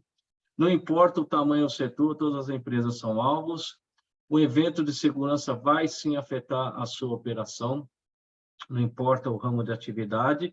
E nós estamos numa guerra infinita. Todas as vulnerabilidades nunca são eliminadas, né? Então, você tem que estar sempre 24 horas ali analisando tudo. Enfim, já estou encerrando. Eu fundei a Clamap, que é a primeira corretora do Brasil especializada exclusivamente em seguro cibernético, e a gente também é cofundador da Blue Cyber, que vai ser a primeira plataforma digital do Brasil para auxiliar famílias e pequenas e médias empresas na contratação do seguro cibernético. É isso, pessoal. Estou aberto para pergunta. Eu sei que é muita informação, mas não tem jeito. Vocês são advogados, você sabe que tem que entrar no detalhe, que senão a coisa complica. Eu estou à disposição. Se alguém tiver alguma pergunta, fica à vontade. Eu fiquei surpresa aqui, Cláudio, com relação à atualização do software. Ele não é considerado agravamento de risco? Se a pessoa não manter atualizado, por exemplo, o antivírus, o software, ele vai ter a cobertura, não é agravamento de risco. Não, o que tem seguradora que bota a seguinte regra: você precisa ter a regra que qualquer atualização você tem que ter uma regra que, no máximo em 30 dias do comunicado do fabricante do software, você vai atualizar. Aí, se ele não se atualizar, aí é considerado agravamento de risco e corre o risco de perder o direito à indenização. Isso. Primeiro que, se ele disser que não atualiza, provavelmente essa seguradora ela não vai aceitar o seu risco. E se você disser que atualiza e aceitar o risco, e passar 60 dias, você teve um sinistro e você não cumpriu aquela regra que você tinha dito, que no máximo em 30 dias você atualiza tudo, você está, sim, em risco da seguradora declinar, porque você não cumpriu aquilo que você disse que fazia internamente. Aqui o Orestes, ele fez uma pergunta, mas eu acredito que já foi respondida, né? Eu acabei respondendo aí. Custo alto, né? Isso. Essa história de custo alto ou baixo é muito relativo, né? Porque é alto até a hora que você não tem um sinistro. Depois que você teve um sinistro, você vai ver lá que pagar 1%, 2% do limite contratado não é o fim do mundo. Aqui você não pode ficar comparando um seguro de incêndio, por exemplo. Você não vê fábrica ou escritório pegando fogo toda hora. Por isso que o seguro de incêndio é 0,00% de alguma coisa. O de cyber ele é mais alto porque ataque cibernético é o tempo todo, né? É 24 horas por dia o hacker tentando te prejudicar de alguma maneira. E Cláudia, todos os eventos que eu participei de LGPD, de adequação da LGPD, nenhum dos eventos que eu participei falaram do seguro cyber, né? Dessa possibilidade de mitigação do risco contratando o seguro cyber. Você acha que falta um conhecimento para quem faz a adequação da LGPD, desse seguro? Sim, sem dúvida, até porque o seguro também é relativamente novo, né? Então, poucos corretores do mercado sabem, alguns, os pequenos já ouviram falar, mas nem estão se aventurando a vender. Os maiores até já tem gente especializada, mas aí, então falta muito. Inclusive, um dos trabalhos que a gente vai fazer na Blue Cyber é o trabalho de conscientização e educação para levar as pessoas, seja na física ou na jurídica, a entender a necessidade do seguro. Porque se eu chegar para vocês, escritórios de advocacia, você contratar um seguro cibernético, o brasileiro ele não é um consumidor de seguro. O brasileiro não compra seguro nem de bem tangível, quem dirá de bem intangível. Só para vocês terem uma ideia, somente 30% dos veículos no Brasil tem seguro de automóvel. E o seguro de automóvel é o mais vendido do país, ou seja, de cada 10 carros na rua, só 3 têm seguro. Então, você imagine chegar para a pessoa e falar, você pode sofrer um ataque. Ela vai,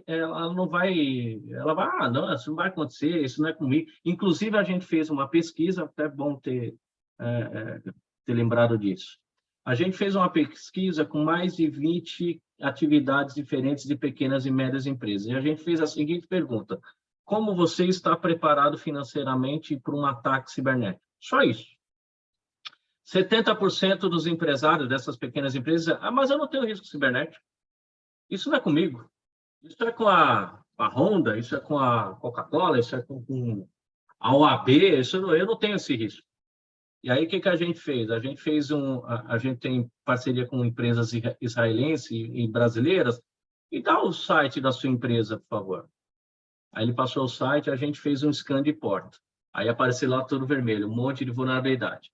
É claro que essas vulnerabilidades não necessariamente são deles, porque o site está hospedado em outro lugar, mas é mais no sentido de conscientizar. Opa, peraí, eu não sabia que eu tinha esse risco. Então, 70% acham que não tem um risco, né?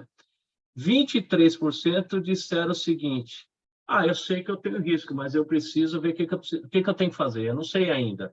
Eu não sei se eu preciso comprar um antivírus melhor, um firewall, se eu preciso contratar um consultor para melhorar, um consultor de LGPD para me ajudar aqui, me adequar.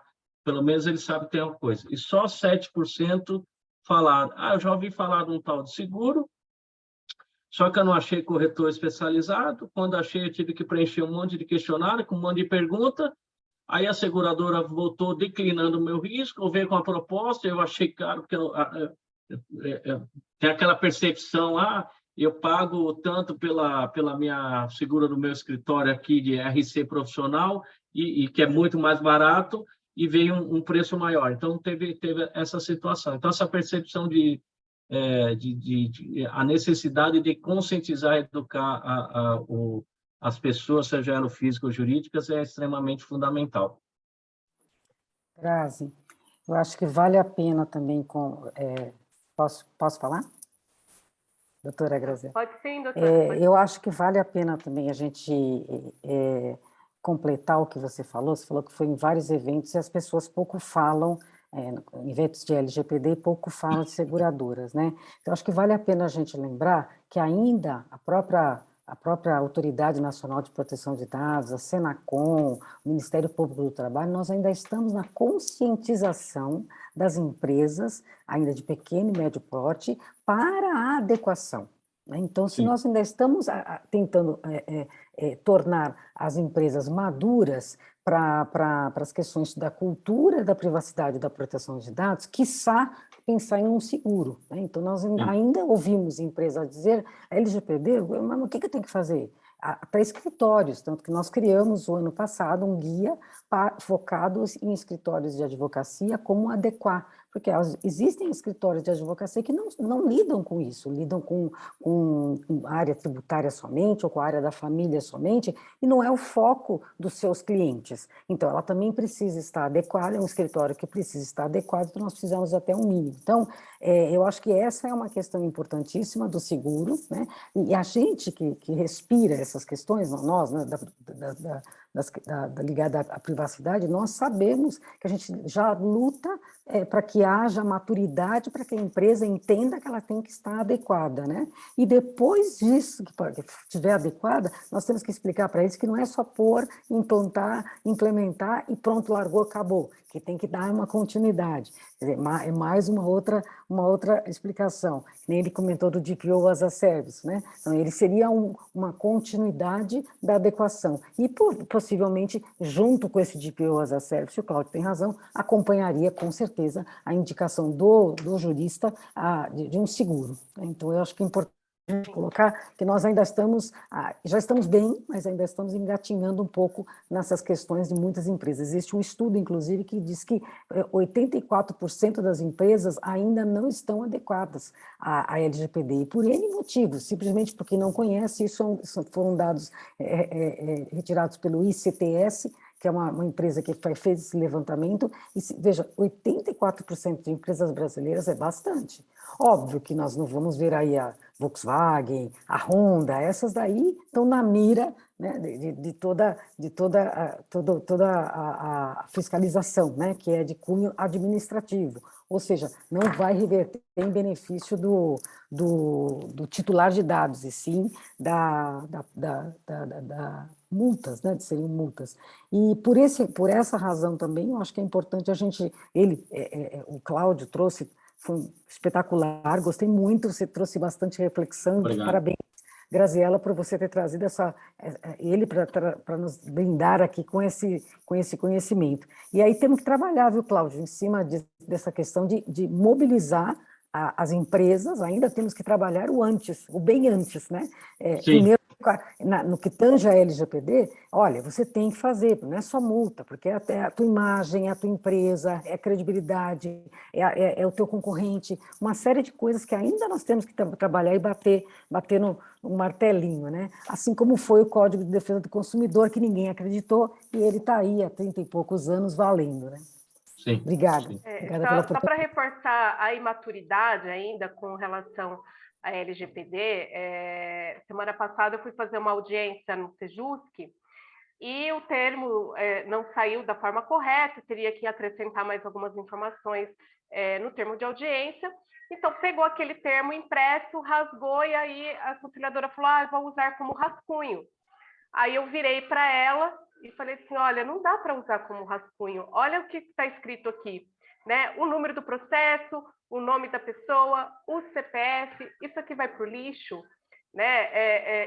Isso daqui, como que está a proteção de dados? Aí ela parou, pegou todo aquele rascunho lá, separou e falou, doutora, você tem razão, vou conversar aqui, porque isso aqui não está certo. Então, você vê a imaturidade até de jogar e disponibilizar os dados pessoais, né? Dentro do judiciário. Mas eu vou falar que assim, o que mais me chama a atenção no seguro cyber é o lucro cessante, principalmente de e-commerce. A pessoa que ela tem uma loja virtual, ela fica inoperante por um período, e aquele lucro cessante, quando eu já vi a apresentação do Cláudio anteriormente, e o lucro cessante que me fez refletir muito com relação a esse seguro, e até falei, não, eu tenho que chamar o Cláudio para vir falar com a gente, porque às vezes a gente pensa na notificação do consumidor ou na multa da NPD, mas também não para pensar nesses prejuízos que a empresa pode ter como lucro cessante. Sim. E um ponto importante, pessoal, a gente está no momento do mercado, que eu já tinha comentado, a gente está no tal do hard market, né? O que eu quero dizer com isso? Você tem algumas atividades que o mercado não tem aceito, tá? Então, e-commerce, a maioria, as 3 seguradoras estão declinando, a não ser que seja um e-commerce gigante, uma empresa muito gigante, pode ser que elas olhem, mas empresas pequenas ainda não, por conta que o mercado de seguros está bastante assustado. E nesse exemplo que você deu, Grazi, de rasgar o papel, a gente disponibiliza para os nossos segurados um manual, 2 manuais, aliás. Um de dicas para os funcionários, né? Porque funcionário consciente diminui o risco para a empresa, ou para o escritório, ou para o tribunal, onde esse funcionário ele vê lá, poxa, como é que faz para evitar? E, se sequestrar a minha identidade lá no Facebook, o que eu faço, que ações que eu tenho que fazer, esse tipo de coisa. E tem outro manual de gestão de risco para as empresas, e um dos itens que a gente coloca é esse tipo de coisa. Você tem que ter um Wi-Fi de visitante, porque se uma pessoa entrar aqui e plugar no seu Wi-Fi, pode atacar. Inclusive, a Target, que é aquela empresa, aquele varejista americana, quase quebrou por conta de um incidente nesse sentido. Não sei se vocês sabem da história, mas foi o seguinte: um prestador de serviço de ar-condicionado chegou numa das lojas, um dos escritórios da Target, estava com o seu notebook, plugou no Wi-Fi da loja, né, vamos dizer que você está na loja, só que o hacker estava onde? Dentro do notebook do prestador de serviço. Resumo da história. A Target teve um prejuízo de $1 bilhão, vazaram 43, 45, sei lá, 40 e poucos milhões de cartões de crédito. Eu cheguei a ver um relatório que diz que só de cartão de crédito eles gastaram $19 milhões. Tiveram que pagar lá para Amex, Diners, Visa, Master, para reemitir os plásticos. Isso foi em 2014, se eu não me engano. Então, só para vocês terem ideia. Então, tem um monte de coisas que eles não percebem. Você pegar um negócio e usar aquilo de rascunho, ou simplesmente amassar e jogar no lixo, Isso tudo, Cláudio e Graziele, faz parte da adequação, são as políticas, as boas práticas. Então, por exemplo, não ter esses papéis seria uma política de descarte. Então, todos os funcionários vão ter que tomar ciência daquela política de descarte. Política de acesso, quem é que pode ter acesso? O brasileiro hoje, ele tem o gestor de financeiro, gestor de RH, todos têm acesso a tudo. Tudo, então, vai ter, e daí aí não tem senha de entrada, então tem que haver realmente, então, isso faz parte daquela cultura. Realmente eu vou precisar adequar minha empresa. Quando acordar, aí tudo isso, essas políticas, todas essas coisas, vai entrar, depois que a gente fizer aquele mapeamento, ver o fluxo desses dados, como é que eles vão, esses dados passam por aqui, tá, mas por que ele tem que passar por aqui? Porque ele sempre passou por aqui. Não, então ele não vai mais passar por ali, porque não tem necessidade. Mas nós sempre fizemos assim. Sim, essa é a velha questão. Eu sempre fiz assim. Não vai dar mais para fazer. Vai trabalhar com dados? Vai lidar com inovação? Vai. Só que você tem que lidar com os dados pessoais de forma legítima. É só isso. Não vai parar a empresa, a lei não chegou para engessar, só que tem que trabalhar de forma legítima, né? Então, essa questão da Cyrela, que foi para lá e para cá, que remexeu aí, mas, de qualquer forma, ainda existem empresas que compram dados, né? Recentemente, um banco, que eu não vou citar o nome, mas foi publicado, saiu público, que comprou dados para vender, não me lembro agora, para os idosos, era... alguma coisa de aposentadoria, alguma coisa nesse sentido. Então, comprou o dado do idoso justamente para isso.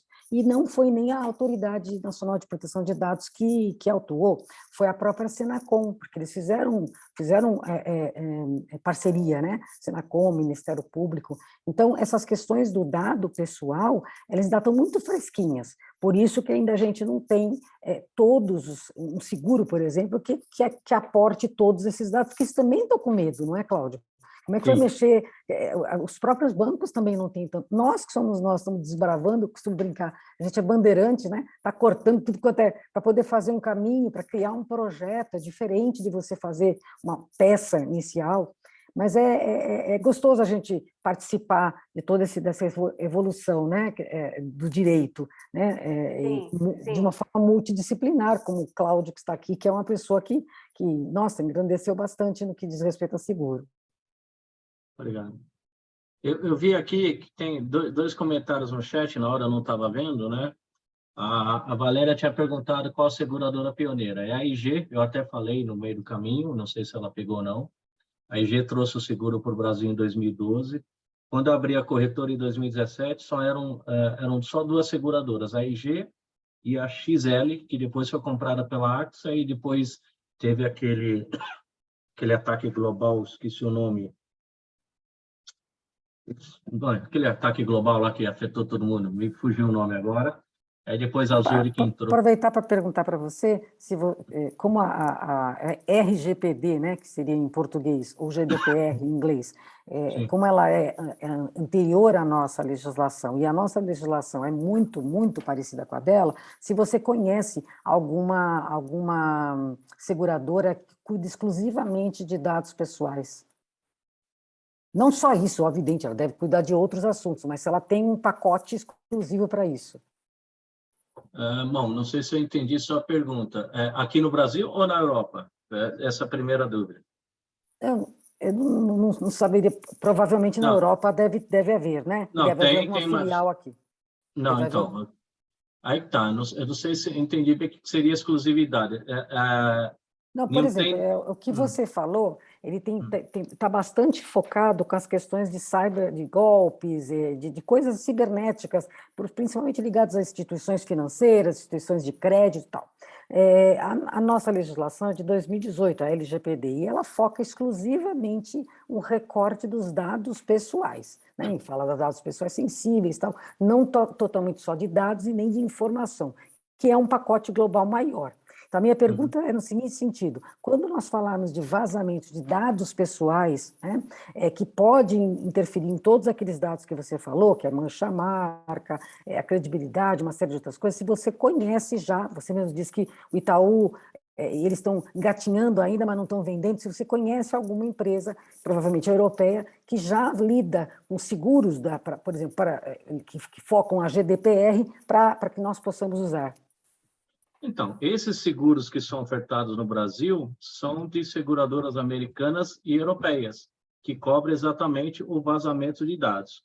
O que tem, eu tenho aqui, inclusive, apólices que cobrem situações de vazamento na Europa, não na Europa, de dados europeus que poderiam estar, porque a GDPR fala que pode processar qualquer empresa em qualquer local do mundo. Então, as apólices brasileiras, elas cobrem esse tipo de coisa. Só que você tem algumas particularidades. Por exemplo, em Portugal é proibido por lei ter a cobertura de multa. Então, lá em Portugal, o segurado pode ser multado, mas a seguradora não pode indenizar. Já que no Brasil pode. Outros países podem, outros países não. Então, não sei se eu respondi a tua pergunta, o seguro de cyber, ele tem a ver com os dados e são apólices, são traduções de apólices americanas e europeias que foram trazidas para o Brasil, feitas as devidas tropicalizações com relação à SUSEP, mas elas estão cobrindo, na essência, o vazamento de dados pessoais, seja eles sensíveis ou não. Tá? Tem um outro comentário que foi feito. Oi, fala, Graça. Não, pode falar, Cláudio. Não, eu vi que a Paula Marques Rodrigues tinha feito um comentário, já faz um tempinho, que eu não consigo abrir, sobre o tema de recompensa, a questão dos programas de bug bounty são interessantes. Não necessariamente para esse exemplo aqui, tá? Por quê? Os bug bounties, eles vão procurar bugs, né? Então, eles vão lá, a empresa contrata e para tentar achar bugs e ele é recompensado por isso, tá? É uma situação. Outra situação você já teve um incidente cibernético e a cobertura de recompensa é para ver quem denuncia ou para que descobre quem causou o ataque cibernético. Uma coisa é procurar bug, outra coisa é você já ter um incidente ocorrido e denunciar. Então, não necessariamente tem esse link direto. Vai ser uma empresa de bug bounty que vai descobrir quem fez o ataque? Não necessariamente, tá? Alguém tem uma pergunta? Alguém quer abrir o microfone, fazer alguma pergunta para o Cláudio? Fique à vontade. Olá, Cláudio. Boa noite. Olá. Orestes, sou vice-presidente da Comissão de Proteção de Dados da OAB. Muito boa a sua explanação, enfim. É um assunto bastante interessante. Eu falo na ocasião porque eu me preocupo muito com essa história do seguro, de se estar se preservando com relação a isso. E, por exemplo, no escritório, eu precisei fazer um seguro de responsabilidade civil profissional, porque eu trabalhava com um volume muito grande, principalmente com bancos, né? Eu vejo que a política naquela ocasião de você entender que o seguro era necessário para você se prevenir, por exemplo, uma perda de prazo ou alguma coisa nesse sentido, já era um pouco complicado. Você enxerga que hoje o mercado, principalmente com esse ataque cibernético, tá daquele mesmo jeito, hoje já está mais esclarecido, ainda tem muita dúvida com relação a isso. E se hoje, para que eu possa me adequar e ter esse seguro, eu tenho que apresentar uma adequação que eu estou em compliance, vamos dizer assim, com a LGPD. Qual seria a ideia? Bom, então vamos lá. Com relação, sim, tem muita dúvida ainda no mercado, né? Então, são pouquíssimos corretores no mercado que dominam esse seguro, pouquíssimas seguradoras que operam. O mercado está assustado, essa que é a grande verdade. o mercado de seguros está assustado, andaram pagando muitas indenizações por conta da explosão. Os hackers estão sempre na frente, os criminosos estão sempre na frente. Então, respondendo a sua pergunta, tem muita dúvida ainda, né? E com relação ao compliance LGPD, quando a gente está falando de escritórios de advocacia ou pequenas e médias empresas, a seguradora não pergunta se você está adequado com a LGPD, porque ela sabe que se uma empresa grande que tem lá um DPO, tem departamento jurídico, tem não sei o quê, não estão adequado, imagina a pequena e média empresa. Então, não é um ponto do tipo, se você não está... Porque senão ela não faz seguro para ninguém, tá? Essa é a grande verdade. O que as seguradoras para pequenas e médias empresas ou para os escritórios de advocacia, em geral, quer saber como é que é a sua política de proteção de dados. Você tem senha, você tem múltiplo fator de autenticação, você tem uma política de atualização de patch de até 30 dias, você faz backup. São algumas perguntas relativamente simples que a maioria das empresas, das pequenas empresas, consegue cumprir, tá? Só que a gente tem um problema hoje no mercado. A maioria das empresas, pequenas e médias empresas, são atendidas por corretores pequenos e médios, que não conhecem o seguro e acabam não ofertando, né? Então, a gente tem esse problema. E aí que até vem aqui a criação da BlueSabe, é justamente para ajudar o mercado, os pequenos e médios corretores, também os grandes vão poder, obviamente, utilizar, mas de ajudar nessa conscientização, né? Inclusive, um dos primeiros que a gente vai estar fazendo a oferta é para escritórios de advocacia. Depois, quando estiver pronto, a gente quer mostrar para vocês opinarem e até possível parceria com vocês, que, de novo, nosso objetivo não é vender seguro cibernético. Primeiro, você tem que conscientizar, educar, para levar você a Oreste e falar, putz, eu não sabia que eu tinha essa exposição, eu não sabia que eu podia levar uma multa, que eu podia não sei o quê, que eu poderia... escritórios de advocacia perdem historicamente R$500.000. Provavelmente você tem R$500.000 na conta, mas não vai querer gastar isso com recuperar. Aí a gente conscientiza e educa no seguinte sentido: poxa, eu tenho risco, eu sei que eu posso perder em torno de tanto, eu tenho um seguro para isso? Quanto que vai custar esse seguro? R$300, R$400, R$500 por mês? Poxa, isso daí cabe no meu orçamento.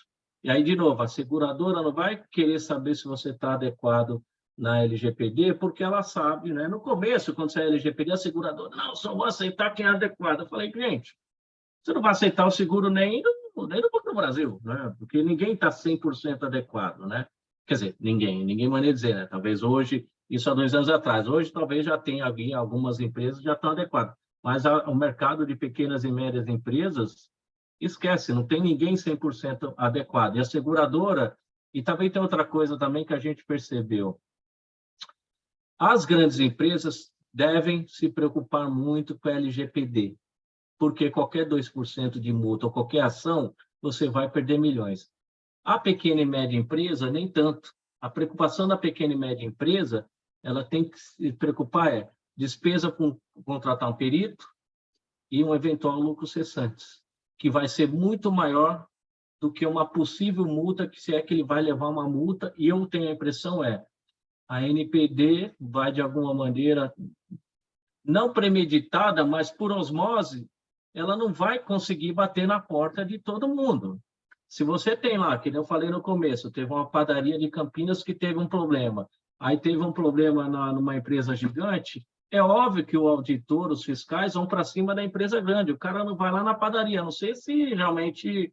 Poxa, deixa eu mostrar aqui que eu também estou batendo na porta das pequenas empresas, estou aqui do lado, estou sem nada para fazer hoje, mas eu vejo como improvável que as empresas pequenas sejam realmente muito atuadas e nem processadas.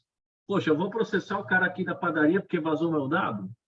Pode ocorrer? Pode, mas não é o maior risco do mercado pequena e média empresa. O maior risco da pequena e média empresa é o ransomware, por exemplo.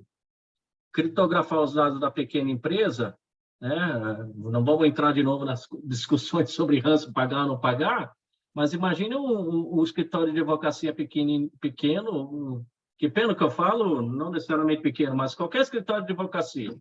Vamos imaginar um escritório de advocacia que esteja ainda no simples, que fatura até 4.800.000. O hacker fala para ele, cara, você me dá aqui $5.000, senão eu não te devolvo o sistema, você vai acabar pagando $5.000. Por mais que você não queira incentivar a pagar, mas na hora que é o seu business, você vai ficar desesperado. Putz, e tem backup? Putz, o backup também foi criptografado. Ah, o backup também não funcionou. Então, só na hora realmente que quem está ali no dia a dia que sofre, é que realmente aí você começa a discutir, poxa, pagar resgate tem que evitar, mas na hora que você está no olho do furacão, você vai acabar pagando porque você não quer perder o seu negócio, né? Ou correr o risco de pagar, você quer pelo menos correr o risco de pagar e tomar chapéu. Aí que entra a importância do seguro. O chapéu, bom, pagamos, eu paguei só a franquia, a seguradora pagou, o hacker foi sacana e realmente não devolveu, mas você diminuiu o seu prejuízo. Você não pagou $5.000 para o cara e perdeu. A seguradora entrou no prejuízo com você. Então, enfim, são muitas variantes aqui que tem que ser considerada, né? Perfeito, perfeito. Ótimo, obrigado aí pela resposta e pela exposição. Perfeito. Eu que agradeço, enfim, já estamos aqui quase 2 horas, não sei se vai ter mais perguntas, senão a gente, Grazi, fica a seu critério aí. Mais alguém tem mais perguntas? Cláudia, sua apresentação sempre reflexiva, com certeza eu vou ficar mais a semana inteira pensando aqui. Uhum. Agora, nessas questões até de ataque em escritório de advocacia, que a gente pensa, né, se é um escritório da área criminal ou de direito de família, que tem vários documentos sigilosos, né? Como que fica essa proteção de dados, como que fica a questão da extorsão. Então, aí a gente fica a semana inteira pensando aí nessa questão da LGPD, proteção de dados, seguro cibernético, né? Muito obrigada pela apresentação, Cláudio. Quero agradecer também a doutora Valéria, que esteve aqui com a gente, o doutor Orestes. Quero agradecer a Carol e a Andressa, que nos ajuda a tornar tudo isso aqui possível. Claro, né, nossa presidente, que esteve aqui com a gente, a doutora Luciana Freitas, todos da diretoria, pela oportunidade de debater aí um assunto tão gostoso, curioso e que deixa a gente super reflexivo.